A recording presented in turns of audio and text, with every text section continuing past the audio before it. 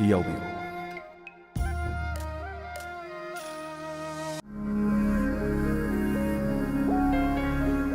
ꯆꯥꯛꯁꯨ ꯍꯥꯎꯕ, ꯐꯧꯁꯨ ꯊꯣꯛꯄ, ꯃꯇꯤꯟ ꯃꯀꯥꯡꯁꯨ ꯇꯥꯗꯕ, ꯃꯁꯤꯗꯩ ꯍꯦꯟꯕꯕꯨ ꯀꯔꯤ ꯂꯩꯔꯤꯒꯦ? ꯂꯩꯔꯦ, ꯋꯥꯈꯜ ꯂꯝꯐꯥꯡꯅꯕꯤꯗꯨꯅ ꯃꯇꯝ ꯃꯥꯡꯍꯟꯕꯤꯔꯒꯅꯨ꯫ ꯁꯨꯡꯁꯣꯏ ꯁꯣꯏꯔꯔꯣꯏ꯫ ꯍꯥꯏꯕ꯭ꯔꯤꯗ ꯐꯧ, PSC 8744 ꯄ꯭ꯂꯦꯟ ꯑꯃꯗꯤ +, ꯏꯔꯝꯗꯝꯒꯤ ꯂꯩꯍꯥꯎꯗ ꯆꯨꯅꯔꯕ ꯐꯧ, PSC 8744 ꯄ꯭ꯂꯦꯟ ꯑꯃꯗꯤ +, ꯄꯨꯟꯁꯤꯕꯨ ꯃꯥꯏ ꯄꯥꯛꯍꯟꯕ ꯉꯝꯕ PSC 8744 ꯄ꯭ꯂꯦꯟ ꯑꯃꯗꯤ +, ꯑꯉꯛꯄ ꯃꯒꯨꯟꯅꯤ꯫ ꯄ꯭ꯂꯥꯁ ꯇꯥꯒꯟꯗꯦ, ꯋꯥꯍꯤꯛ ꯇꯥꯒꯟꯗꯦ, ꯀꯝꯕꯣꯡ ꯁꯥꯠꯀꯟꯗꯦ, ꯃꯅꯝ ꯆꯦꯟꯗꯦ, ꯆꯔꯣꯡ ꯁꯥꯡꯉꯤ, ꯃꯔꯤꯛ ꯆꯨꯝꯃꯤ, ꯇꯨꯒꯟꯗꯦ, ꯆꯦꯡꯊꯣꯛ ꯂꯩ ꯌꯩꯕ ꯅꯨꯡꯉꯥꯏ, ꯆꯥꯛꯁꯨ ꯍꯥꯎꯏ, ꯁꯣꯏꯗ꯭ꯔꯕ ꯋꯥꯅꯤ꯫ ꯍꯥꯏꯕ꯭ꯔꯤꯗ ꯐꯧ, PSC 8744 ꯄ꯭ꯂꯦꯟ ꯑꯃꯗꯤ +.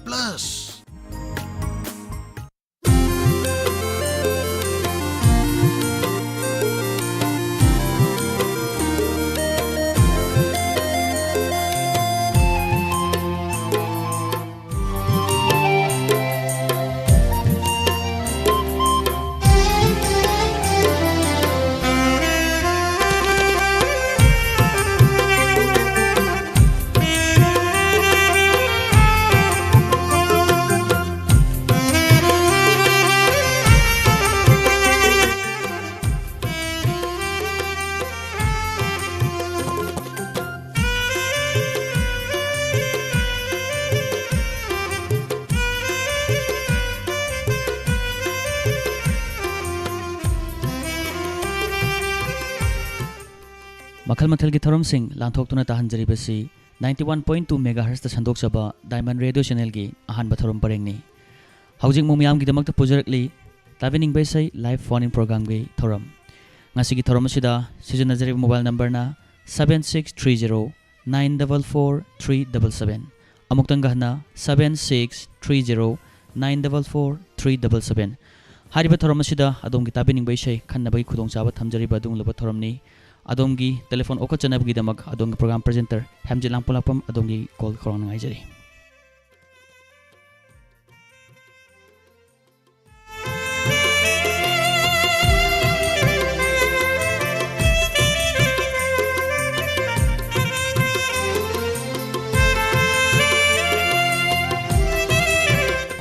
ꯉꯁꯤꯒꯤ ꯊꯧꯔꯝ ꯑꯁꯤꯒꯤ ꯑꯍꯥꯟꯕ ꯀꯣꯜ ꯂꯧꯈꯠꯆꯒꯦ꯫ Hello Hello, good afternoon, sir. Hello Hello, Tajari, sir. Hello Hello. Tajari, sir.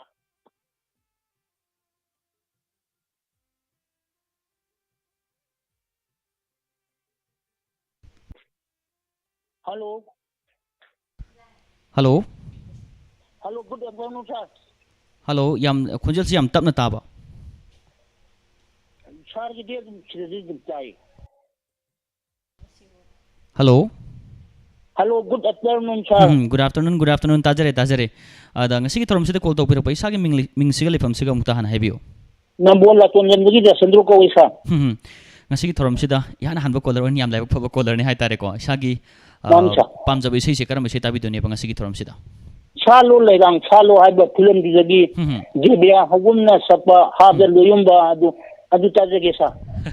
ꯌꯥꯝꯅ ꯐꯖꯕ ꯏꯁꯩꯅꯦ꯫ ꯑꯣꯖꯤꯠ ꯕꯥꯕꯨ ꯅꯤꯡꯊꯧꯖꯝꯒꯤ ꯃꯌꯦꯛꯇ ꯅꯅꯥꯎ ꯁꯒꯣꯜ ꯃꯥꯡꯅ ꯁꯩꯔꯥꯡꯕ ꯏꯁꯩꯁꯤ ꯑꯣꯏꯗꯣꯏꯅꯦꯕꯀꯣ꯫ Mani, sir. ꯑꯗꯣ ꯏꯁꯩꯁꯦ ꯌꯥꯝꯅ ꯐꯖꯕ ꯏꯁꯩ ꯍꯧꯖꯤꯛꯀꯤ ꯅꯍꯥꯔꯣꯜꯁꯤꯡꯅ ꯍꯥꯏꯇꯥꯔꯦꯀꯣ ꯌꯥꯝ ꯅꯍꯥꯁꯤꯡꯅ ꯌꯥꯝ ꯄꯥꯝꯅꯕ ꯑꯗꯨꯒꯨꯝꯂꯕ ꯃꯈꯜꯒꯤ ꯏꯁꯩ ꯃꯈꯜꯁꯨ ꯏꯁꯩꯁꯤꯕꯨ ꯃꯥꯒꯤ ꯏꯁꯩ ꯃꯌꯦꯛꯁꯤꯗ ꯄꯥꯝꯕꯤꯕ꯭ꯔꯥ ꯅꯠꯇ꯭ꯔꯒꯅ ꯁꯩꯁꯛꯄꯁꯤꯒꯤ ꯈꯣꯟꯖꯦꯜꯗꯒꯗꯤ ꯄꯥꯝꯕ꯭ꯔꯥ ꯀꯃꯥꯏꯅ ꯇꯧꯕꯤꯒꯦ ꯃꯁꯤꯕꯨ? Saisak magi Lundoi Saita haitare. ꯈꯨꯗꯤꯡꯃꯛꯇ ꯍꯥꯏꯇꯥꯔꯦꯅꯦꯀꯣ꯫ Mani, sir. ꯑꯗꯣ ꯇꯥꯕꯤꯅꯤꯡꯕ ꯃꯔꯨꯞ-ꯃꯄꯥꯡꯁꯤꯡ ꯃꯤꯡ ꯄꯟꯕꯤꯒꯗꯕ ꯂꯩꯕ꯭ꯔꯣ? Sir, yamnagi palo mga plakton pagjade. ꯍꯥꯏꯕꯤꯌꯨ ꯇꯥꯃꯤꯟꯅꯁꯤ꯫ Kayuktagi Bodjenjo amasung makiloinabi Suita aduga Tentadagi Thambal Nandi aduga Wangoi Lekakbam Lekaidagi Lasamnaba Chandra Habzindangar Lenina Diamond Radio Butabiribam quite Punumakadum Tamin and Jagisa. ꯑꯗꯨꯗꯤ ꯉꯁꯤꯒꯤ ꯑꯍꯥꯟꯕ colour ꯈꯟꯕꯤꯔꯛꯄ ꯏꯁꯩ ꯃꯌꯥꯝ ꯄꯨꯟꯅ ꯇꯥꯃꯤꯟꯅꯁꯤ꯫ ꯈꯨꯗꯣꯜ ꯊꯝꯖꯔꯤ꯫ Thank you. ꯇꯔꯥꯝ ꯅꯣꯛꯆꯔꯤ꯫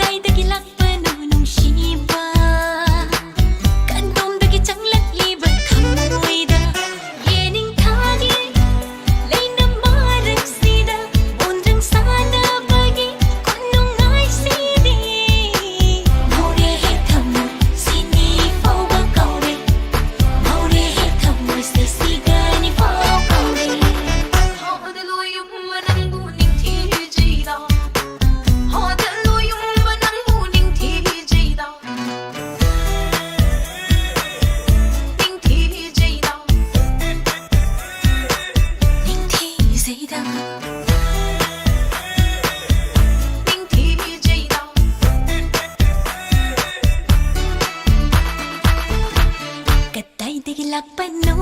ꯀꯗꯣꯝꯗꯒꯤ ꯆꯤꯡꯂꯛꯄꯅꯣ ꯊꯃꯣꯏ ꯅꯨꯡꯁꯤꯗ ꯍꯥꯗ ꯅꯨꯡꯁꯤꯕ ꯅꯪꯕꯨ ꯅꯩꯗꯨꯅ ꯂꯩꯔꯝꯂꯤ ꯂꯩꯔꯝꯂꯤ ꯀꯣꯛꯁꯤꯗ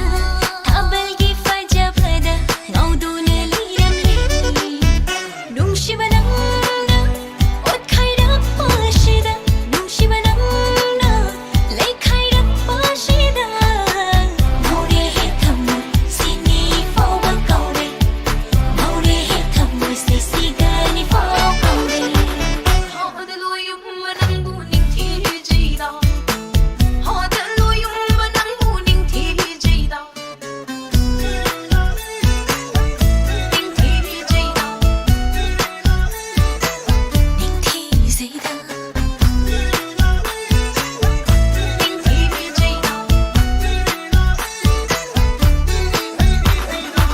갓닝두나 갓바쇼나띠 랑닝두나 랑바쇼나띠 말랑바나 뿌려봐 막바우리 농시 막바우리 갓닝두나 갓바쇼나띠 랑닝두나 랑바쇼나띠 이세기 딴타니 이닝타기 이세 딴타니 이까이 바소 캉드레 농시바나 달래 이까이 바소 캉드레 농시바나 달래 노래해 탐모 시니 포와 거래 노래해 탐모 시간이 fall 거래 와칼나 마닝 담바니 북닝 나기이랑 호바니 깐다이다기 락바노 농시바 깐돔다기 장락이바 탐모이다 예닝타기 레이나 마락시다 온등 사나바기 온동아이세디 노래해 탐모 시니 포와 거래 노래해 탐모 시간이 fall 거래 허들로 용만 낭부 닝티지다 허들로 용만 낭부 닝티지다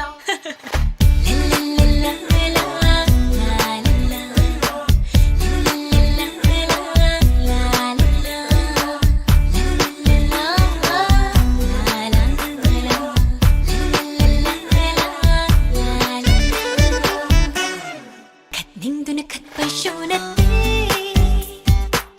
랑닝두나 랑바쇼나띠 이세기 딴타니 이닝타기 이세 딴타니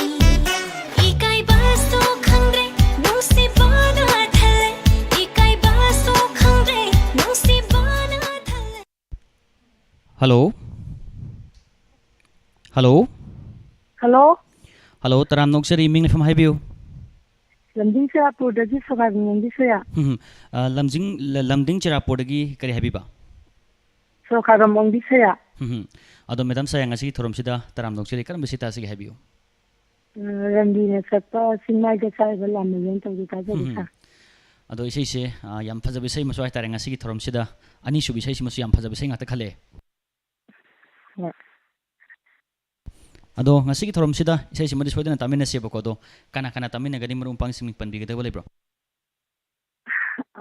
Sir Diamond Tiger Mayanga Tina Tamina Jagi Aduga Sarhemji program je Tado Kuirena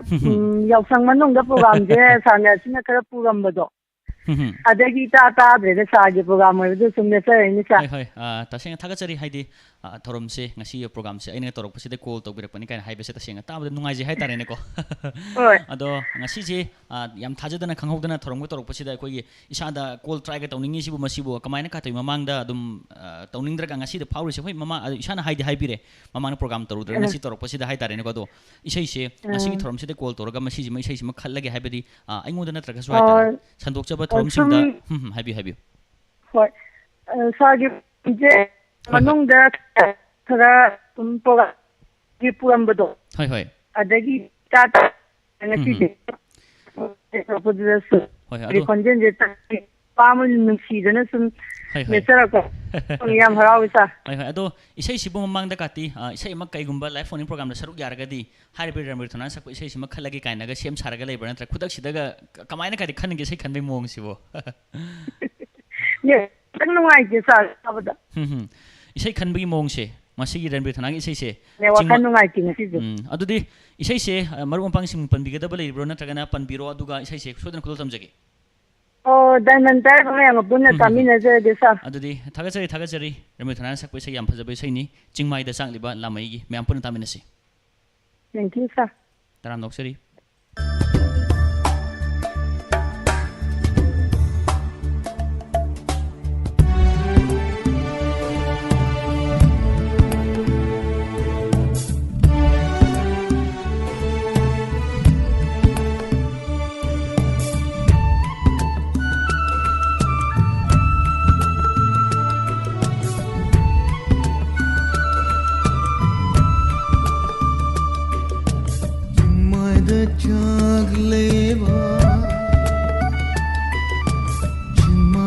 चागलेवा लमैदे अहिंगे लिखलाना Muthe गने चिन्मय चागलेवा लमैदे अहिंगे लिखलाना मुठे गने थमोय the चागलेवा the chakliba mai chakti milogi pirana mudhan bam lairo chimma the chagleva lamai de ahinge liklana mudke gane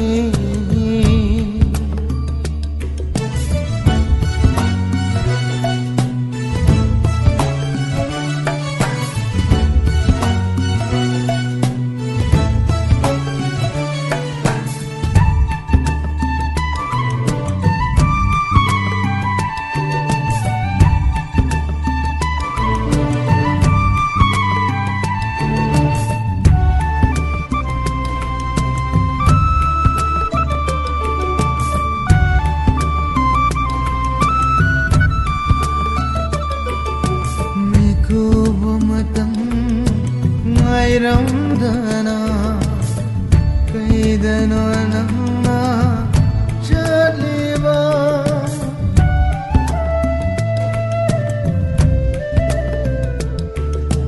mikub amatang ngai ramdana kaidana namma chaliva numithagum thamoida ngalam uba fanglaroy ngasidi uba fanglaroy ngasidi chumada chagle wala maidi ahingile thana mutke gane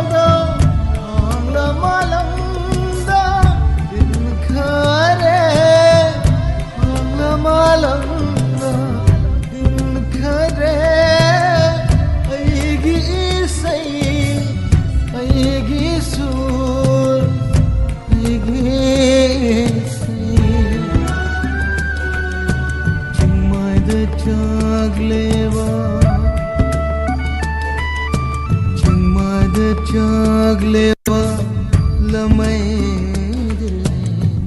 अहिंग लिखलाना मुट्ठी गनी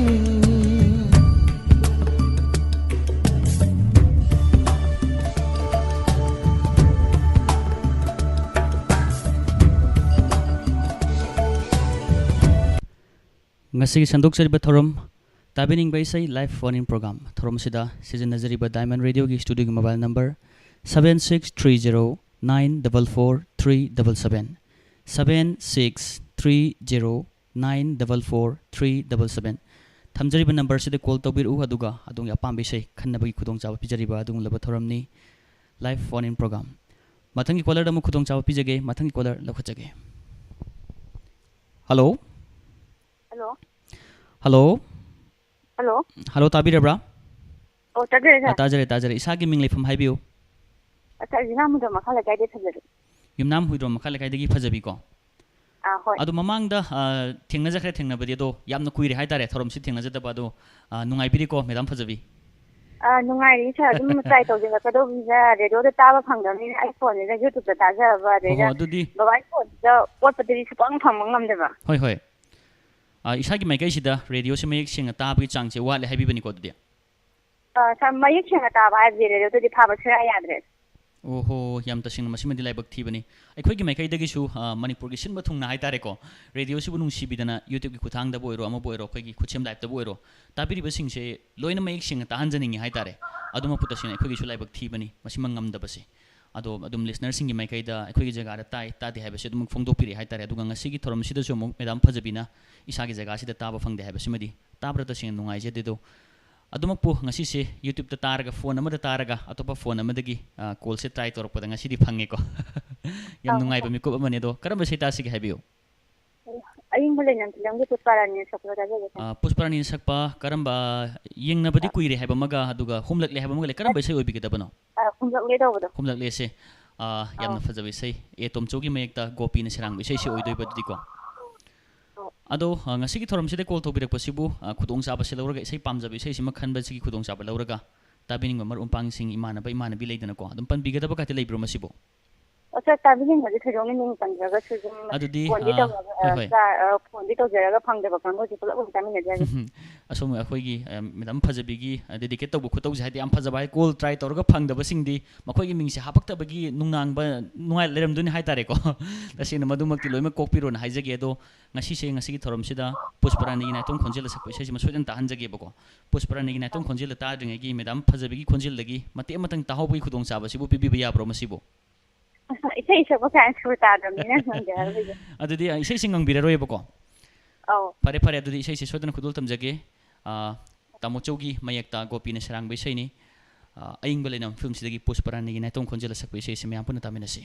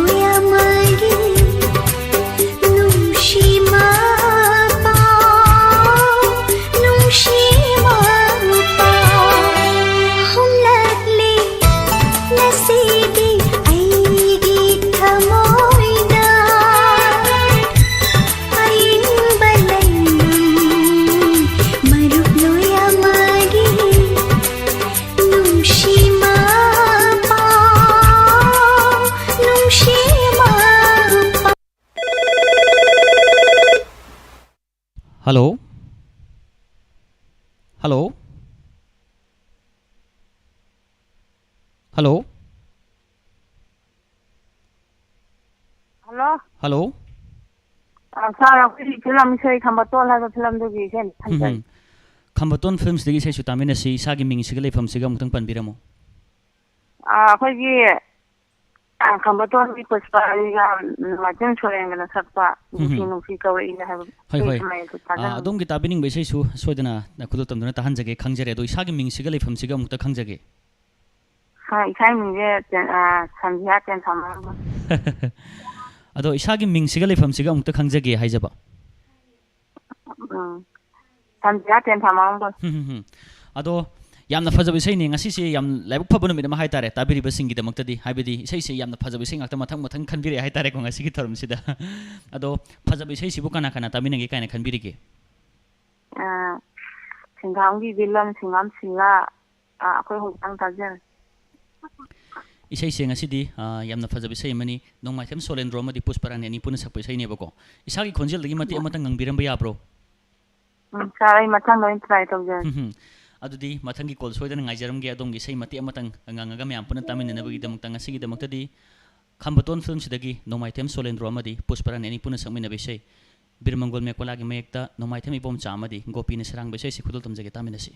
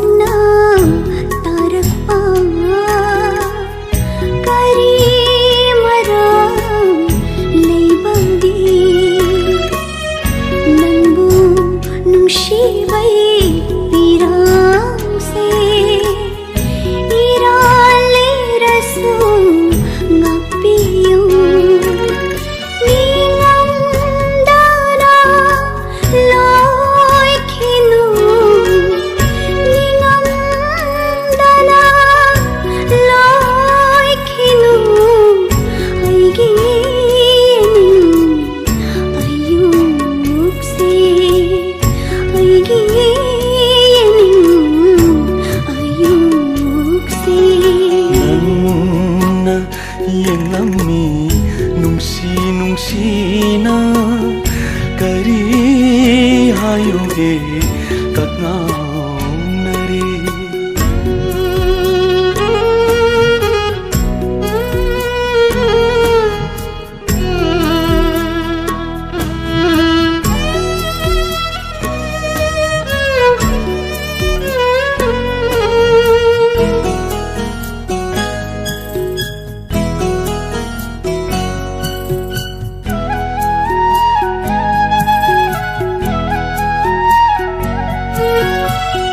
ꯅꯨꯡꯁꯤꯅ ꯂꯩꯅꯝ ꯌꯦꯂꯝꯕ ꯀꯔꯤꯒꯤꯅꯣ ꯂꯣꯠꯈꯤꯕ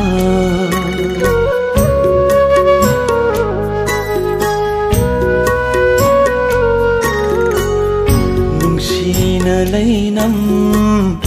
ꯌꯦꯂꯝꯕ ꯀꯔꯤꯒꯤꯅꯣ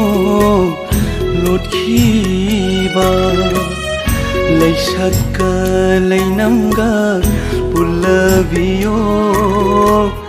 ꯃꯥꯡꯈꯤꯅꯤ ꯈꯟꯅ ꯄꯥꯝꯃꯨꯖꯩ ꯅꯨꯡꯁꯤꯖꯩ ꯀꯩꯗꯧꯔꯨꯅꯤ ꯅꯨꯡꯁꯤꯖꯩ ꯀꯩꯗꯧꯔꯨꯅꯤ ꯑꯩꯗꯤ ꯅꯣꯡꯏꯟ ꯆꯦꯛꯂꯥꯅꯤ ꯑꯩꯗꯤ ꯅꯣꯡꯏꯟ ꯆꯦꯛꯂꯥꯅꯤ ꯅꯪꯅ ꯀꯧꯔꯛꯏ ꯅꯨꯡꯁꯤꯅ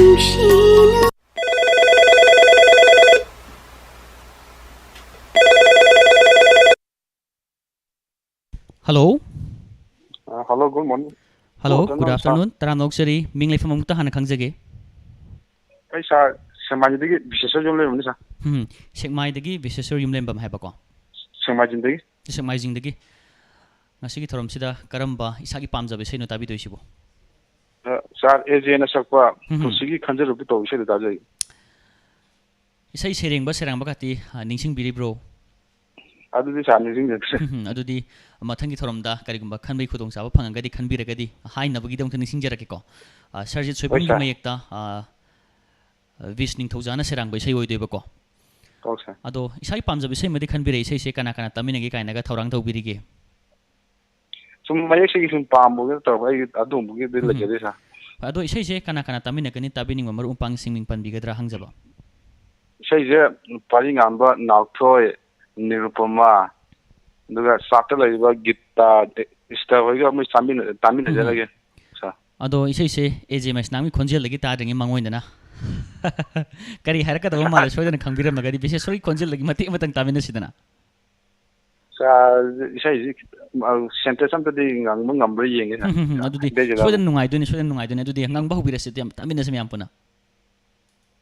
Awa ba lo tun nungai ba tam le adu sikadang ngang gi sa. Kasukai mati amatang oiraga su isana pamjabe seini na haitare ko mati amatang akoina wahi oira su haibiram basi am pamjaba haitare ne ko adudi ngasigi thorom sida call to bire puthaga chari mathangi thorom sinda aduma call to biru ngasigi demuk tari isai sikul tamjage tamina siko sabama thaga chari taram noksari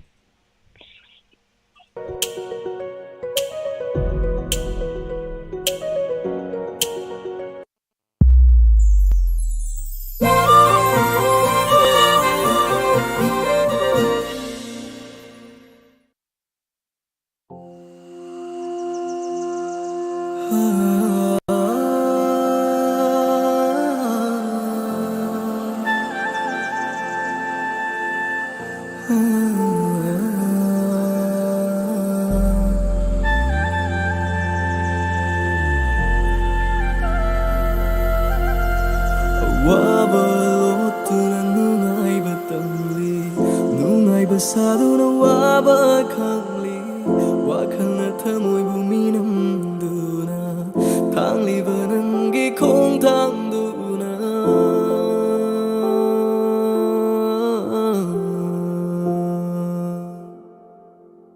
waba lotuna nungai batamli nungai basaduna waba khangli wakhana thamoi buminam duna thangli banangi khong thang duna ꯉꯥꯏꯍꯟꯕꯤꯔꯝꯂꯦ ꯊꯃꯣꯏꯁꯤꯗꯤ ꯃꯥꯏꯊꯣꯡꯗ ꯃꯤꯅꯣꯛ ꯅꯣꯛꯅꯕ ꯃꯤꯠꯂꯨꯅ ꯄꯤꯔꯝꯃ ꯌꯣꯛꯅꯔꯤ ꯄꯨꯟꯁꯤꯒꯤꯅꯤ ꯈꯟꯖꯔꯨꯕꯤ ꯅꯪꯅ 미국 그라다기 오이름바라 와자오바니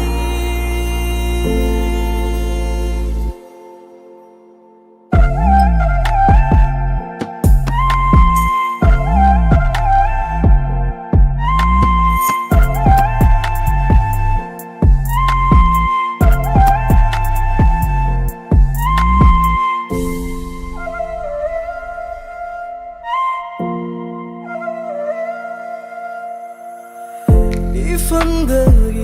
당독히버 콩갑쿠딩 무펑더 당진키버 콩탕우이키버 가이너버리 메이작도 펑드러비니 능디 아이가난가 랍톡너버미 쿠쿠딩 난가마가 낙신나버 henkhibana nungsibagi awatpa leitrabini adubu aidi nungsiba thibada kainabagi irol nungda lufore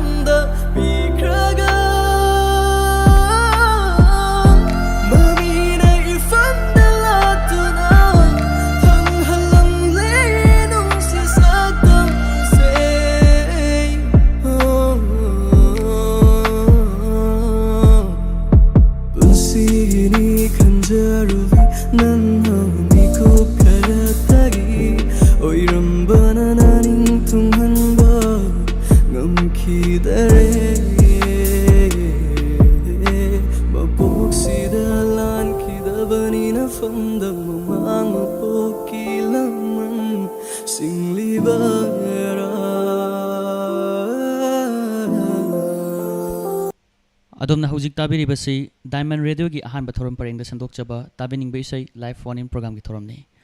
adom na thorom asida saruk yabining labadi thamjariba Diamond Radio gi studio gi mobile number 7630944377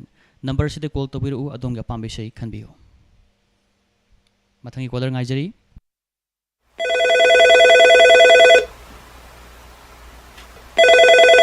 hello Hello, good afternoon.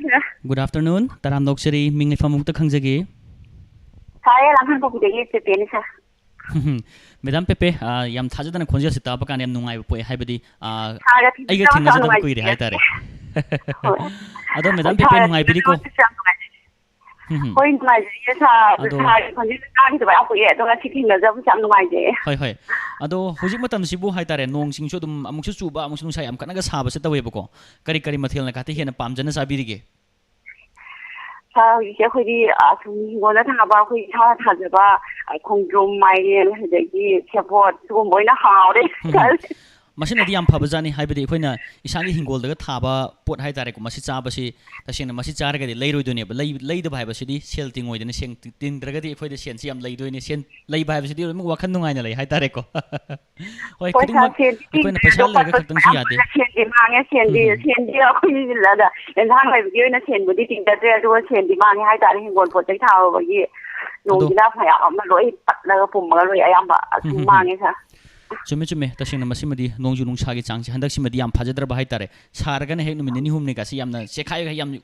खांब वा मौंग साब अद चूरगसु हेक लेप लेतन नुमित नि हुमनि कासे एक चूब हाइतारे को याम फजद मौंग तौरे कुमसिसे अदुम पुत सेंगना अखोइना मैडम पेपेना अमदि आइना हेक्ता सिनबा याबा मंग नतबनिना मसिमदि खांमिना बताबनि हाइतारे नेको ꯍꯣꯏ ꯁꯥꯔ ꯄ꯭ꯔꯀꯤꯇꯤꯒꯤ ꯈꯨꯠꯁꯦꯝꯅꯤ ꯈꯥꯡ ꯇꯥꯔꯦꯗꯅ ꯑꯩꯈꯣꯏꯅꯗꯤ ꯁꯦꯝꯃꯨꯕ ꯌꯥꯕ ꯅꯠꯇꯕꯅꯤꯅ ꯍꯣꯏ ꯍꯣꯏ ꯑꯗꯣ ꯀꯔꯝꯕ ꯏꯁꯩ ꯀꯅꯥ ꯀꯅꯥ ꯇꯥꯃꯤꯟꯅꯁꯤꯒꯦ ꯁꯥꯔ ꯑꯩꯁꯦ ꯃꯌꯥꯝ ꯀꯣꯂꯔ ꯃꯌꯥꯝꯁꯤꯡꯁꯤꯅ ꯁꯨꯝ ꯑꯅꯧꯕ ꯑꯗꯩ ꯃꯌꯥꯏ ꯑꯣꯏꯔꯛꯇꯧꯕ ꯁꯨꯝ ꯈꯟꯒꯦ ꯑꯩꯅ ꯈ꯭ꯋꯥꯏꯗꯒꯤ ꯈꯤꯇꯪ ꯂꯤꯕ ꯑꯃ ꯈꯟꯖꯔꯒꯦ ꯂꯥꯏꯁ꯭ꯔꯝ ꯃꯦꯝꯕꯒꯤ ꯍꯩꯅꯩ ꯅꯪꯕꯨ ꯂꯝꯖꯥꯅꯤ ꯃꯣꯏꯔꯥꯡꯊꯣꯡ ꯈꯨꯗꯤꯡꯗꯥꯅ ꯇꯧꯕꯗꯣ ꯑꯗꯣ ꯍꯣꯏ ꯃꯦꯗꯥꯝ ꯄꯦꯄꯦ ꯑꯔꯤꯕ ꯂꯛꯇꯒꯤ ꯌꯥꯝ ꯐꯖꯕ ꯏꯁꯩ ꯑꯃꯅꯤ ꯍꯥꯏꯇꯥꯔꯦ ꯃꯔꯝꯗꯤ ꯑꯩꯈꯣꯏꯅ ꯄꯤꯛꯂꯤꯉꯩ ꯃꯇꯝꯗꯒꯤ ꯍꯧꯅ ꯁꯤ ꯍꯩꯅꯩ ꯅꯪꯕꯨ ꯂꯝꯖꯥꯅꯤ ꯀꯥꯏꯁꯦ ꯌꯥꯝ ꯐꯖꯅ ꯇꯥꯔꯒ ꯂꯥꯛꯑꯦꯕꯀꯣ ꯑꯗꯣ ꯉꯁꯤꯁꯨ ꯑꯅꯧꯕꯁꯤꯡꯁꯤꯒꯤ ꯃꯔꯛꯁꯤꯗ ꯃꯊꯦꯜ ꯑꯃ ꯑꯣꯏꯅ ꯍꯥꯞꯄꯤꯗꯣꯏꯅꯦ ꯀꯅꯥ ꯀꯅꯥ ꯇꯥꯃꯤꯟꯅꯒꯅꯤ ꯇꯥꯃꯤꯟꯅꯅꯕꯁꯦ ꯑꯩꯈꯣꯏ ꯈꯣꯡꯖꯣꯝ ꯃꯄꯥꯟꯗꯒꯤ ꯏꯆꯦ ꯔꯟꯖꯅꯥ ꯑꯩꯅ ꯃꯔꯣꯟꯅꯤ ꯑꯗꯨꯒ ꯁꯄꯅꯥ ꯑꯗꯒꯤ ꯑꯩꯈꯣꯏ ꯆꯦꯂꯥꯡ ꯈꯥꯟꯗꯣꯛꯄꯤ ꯃꯃꯥꯡ ꯂꯩꯀꯥꯏꯗꯒꯤ ꯁꯪꯕꯥꯅꯕꯤ ꯏꯆꯦ ꯁꯤꯂꯥ ꯏꯅꯝꯃ ꯖꯃꯨꯅꯥ ꯏꯅꯝꯃ ꯏꯅꯥꯎꯕꯤ ꯑꯗꯨꯒ ꯏꯆꯦ ꯊꯣꯏꯅꯨ ꯗꯥꯏꯃꯟ ꯔꯦꯗꯤꯑꯣꯁꯤꯕꯨ ꯊꯋꯥꯏ ꯌꯥꯎꯅ ꯇꯥꯕꯤꯔꯤꯕ ꯃꯔꯨꯞ ꯃꯄꯥꯡꯁꯤꯡꯒ ꯄꯨꯟꯅ ꯇꯥꯃꯤꯟꯅꯒꯦ ꯁꯥꯔꯁꯨ ꯌꯥꯎꯅ ꯇꯥꯔꯁꯤ ꯗꯤꯗꯤꯀꯦꯠ ꯇꯧꯕꯁꯤꯗ ꯍꯥꯏꯗꯤ ꯑꯩꯒꯤ ꯁꯔꯨꯛꯁꯨ ꯊꯨꯡꯉꯦ ꯑꯩꯁꯨ ꯇꯥꯕ ꯌꯥꯎ ꯇꯥꯔꯦ ꯍꯥꯏꯇꯥꯔꯦ ꯑꯗꯨꯗꯤ ꯃꯐꯝꯁꯤꯗ ꯂꯩꯅ ꯂꯩꯅ ꯈꯤꯇꯪ ꯂꯩꯈꯠꯆꯔꯒ ꯏꯁꯩꯁꯦ ꯇꯥꯕ ꯇꯥꯔꯦ ꯑꯩꯁꯨ ꯉꯁꯤ ꯊꯧꯔꯝꯁꯤꯗ ꯌꯥꯝ ꯅꯨꯡꯉꯥꯏꯕ ꯐꯣꯡꯗꯣꯛꯆꯔꯤ ꯍꯥꯏꯗꯤ ꯑꯩꯒꯤ ꯁꯔꯨꯛꯁꯨ ꯊꯨꯡꯕꯤꯔꯛꯄꯒꯤꯗꯃꯛꯇ ꯌꯥꯝꯅ ꯐꯖꯕ ꯏꯁꯩꯅꯤ ꯁꯪꯂꯥꯛꯄ ꯃꯆꯧ ꯁꯔꯃꯒꯤ ꯃꯌꯦꯛꯇ ꯂꯥꯏꯁ꯭ꯔꯝ ꯃꯦꯝꯕꯅ ꯁꯛꯄ ꯏꯁꯩꯁꯦꯀꯣ ꯍꯥꯏꯅꯩ ꯅꯪꯕꯨ ꯂꯝꯖꯥꯅꯤ ꯈꯨꯗꯣꯜ ꯇꯝꯖꯔꯤ ꯃꯌꯥꯝ ꯄꯨꯟꯅ ꯇꯥꯃꯤꯟꯅꯁꯤ ꯊꯦꯡꯛ ꯌꯨ ꯁꯥꯔ ꯇꯔꯥꯝ ꯅꯣꯛꯆꯔꯤ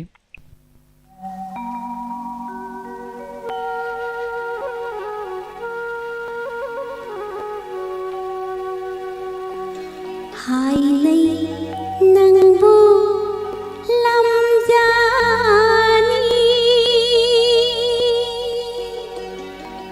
Hailay nangbu lamjani Moirang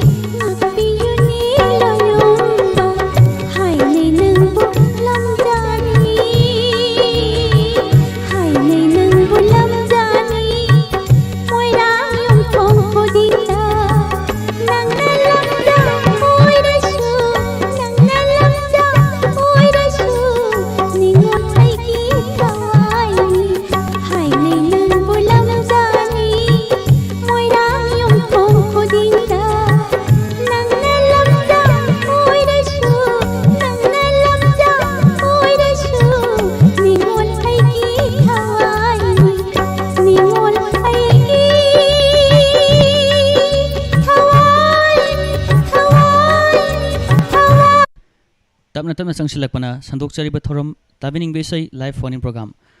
thorom asigi aroiba caller lakhachana bagi tanja adu yausnjara lenga sigi aroiba caller lakhachage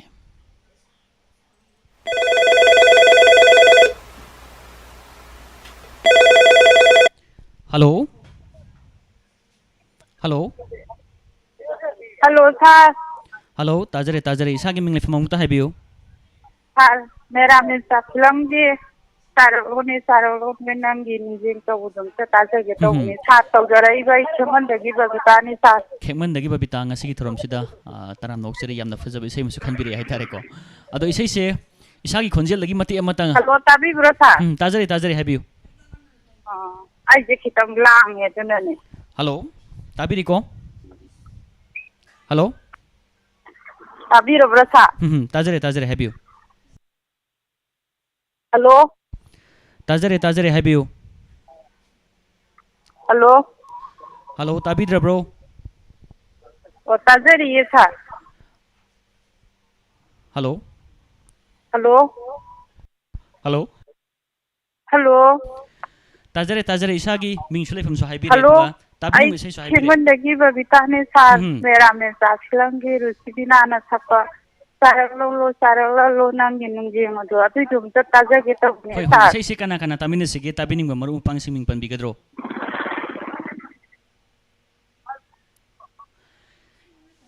hai base tabi da male mayik sing bidabro sir नंगाम को तो रेडियो ददी तुम ताव phone ददी ताव वातो तभी बरा sir hello tabiri ba sir नंगाम को तो तारे हंद मुके hojik tabire ko आई नंगाम जे बदी ताजे बरा sir madam nang angbi ba dum tai adu engon ngang mo se tadi masin network no orum gata bu sumale hai tare ko ओ अदु sir नंगाम को बिद तारे nga thai ngai di ta da bo tasing na hojik tara badine wari batai sana bagi tanja sima su logjarage adu ngasai taru da badine hai tare adu di isagi mingsiga lebang siga mutaka pan biresine me ampuna khangmina na ba sir आई खेमन दगी बबिता मेरा mister film दगी रुचि ना सपा सारलो नंगी नुंगी मधु अदु से ताजे के तो बा isai se kana kana tamine sige tabining ba maru pang sing pan bi sir थारो या तुम डायमंड तारी बा मयांग दा तुम ताजे के दा ngasigi anirekte sure ni isai ta doise mamang da su dedicate tawbuda aigi saruk su yaubiri hai tare adu ngasi su अदु su mu हार yaubiri के खोजन सु ता दा याम न कुइरे बा अदेदा कोन सु पांग पांग दे अदु हंदक ngasi di साना पाखत पिरपजिदा सागा वारी साना बिबदो लाइबक फबो ओइरो ना hoi hoi tasing tamjara jan madumuk tasing na oijage duga ai su tasing na ngasi se babita ga thingna jaba sem nungai je haidi khonjel si am tahan draga hai tar yam sang na le kan tahan bisi mahau si masu top top amadi masimak ti dum maramak tas masi mahau si yeng mina se hai tare adu budi sar ge khonjel je marak cha mo tahan basi sar je maman yam li jan ado ngasi gi sei si khudo tamjarak pa yara bro mati amutang ang bigadro sar ai di yam lam mo mafam am da leirabani na sar na thabiro ko da taja ge sar su nai na tabiro thank you sir hoi ado di khudo tamduna tahan jage suresh sidang gi mayekta bise morang thimna sarang bai sei ni miramen cha film sidagi rosibin agi na tong khonjel sak bai sei tamine sei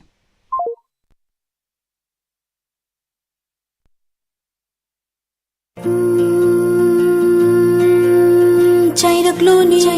ni nangi nungjingdo kauraklo ni thoklak u haina ngasi di thabal se hai pham khangda phajare nanakta yengba di phangda ba kuire da ngasi di thabal se hai pham khangda phajare nanakta yengba di phangda ba kuire da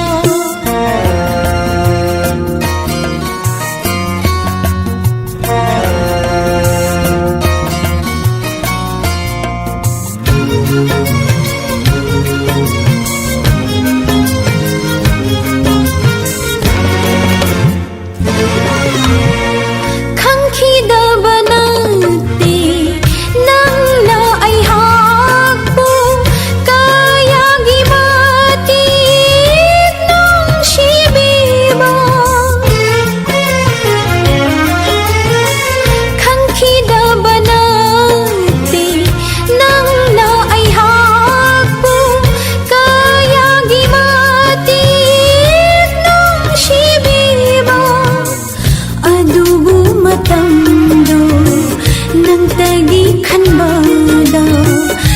ꯁꯣꯍꯟꯈꯤ ꯅꯪꯕꯨ ꯑꯩꯍꯥꯛꯀꯤ ꯄꯥꯎꯈꯨꯝꯅ ꯉꯁꯤꯗꯤ ꯊꯥꯕꯜꯁꯦ ꯍꯥꯏꯐꯝ ꯈꯪꯗ ꯐꯖꯔꯦ ꯅꯅꯥꯛꯇ ꯌꯦꯡꯕꯗꯤ ꯐꯪꯗꯕ ꯀꯨꯏꯔꯦꯗ ꯉꯁꯤꯗꯤ ꯊꯥꯕꯜꯁꯦ ꯍꯥꯏꯐꯝ ꯈꯪꯗ ꯐꯖꯔꯦ ननाक्ता येंगबादी फंगदबा कुइरेदा चाइरक्लोनी चाइरक्लोनी चाइरक्लोनी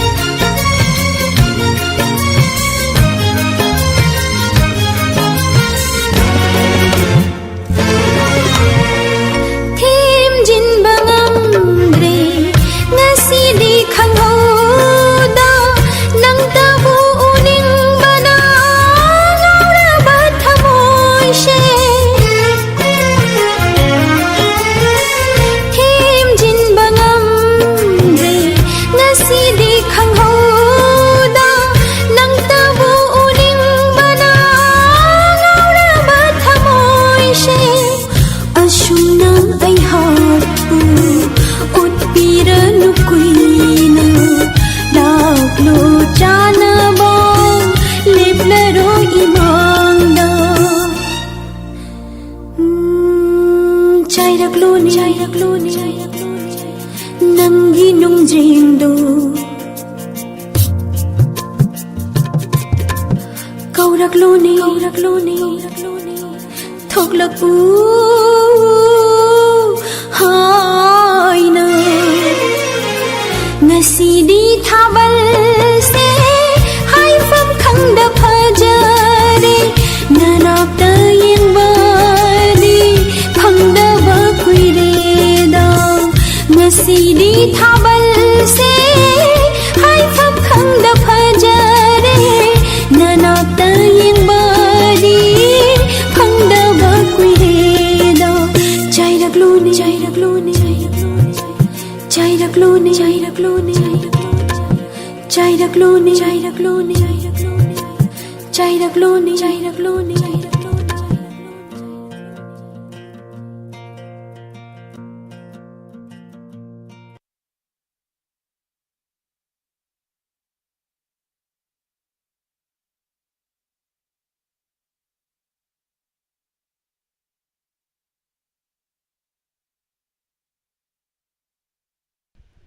Mira Memcha film sidagi sei sita hanjaki bagaloinana sandok chariba thorom tabening baisai live phone program loisin janabagi tanja adu thorom tabiri besingdagi laujage thorom tabiri besung gamuka na henjit langpola pamna khurumjari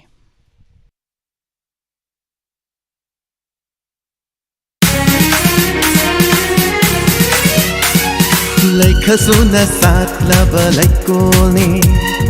kanuk kayade itin famni Chedaba laitraba changi kawaini Diamond FM Radio Oh Diamond FM Radio 91.2 Diamond Radio Channel